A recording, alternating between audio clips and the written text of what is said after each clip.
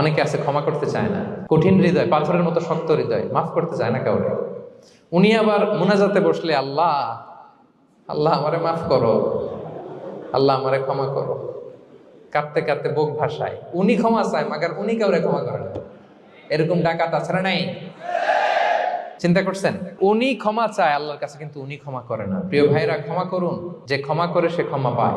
আচ্ছা, একটু চোখটা বন্ধ করে, চোখ বন্ধ করলাম আমি, জানা অজানা পাপের পাহাড়ের দিকে তাকালাম। এবার একটু চিন্তা করেন যে কি পরিমাণে ক্ষমা আল্লাহর পক্ষ থেকে আমার জন্য প্রয়োজন। চিন্তা করেছেন?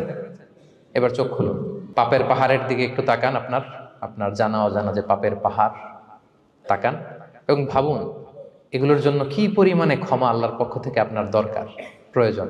সেই প্রয়োজনের তাগিদে হলেও ক্ষমা করুন। খেয়াল রাখবেন, যে ক্ষমা করে সে ক্ষমা পায়, যে অন্যকে ক্ষমা করে না সে ক্ষমা পায় না। তাহলে আল্লাহর কাছে ক্ষমা চাওয়ার আগে আপনি আপনার পাশের লোকদেরকে ক্ষমা করবেন। পারা যাবে তো ইনশাআল্লাহ?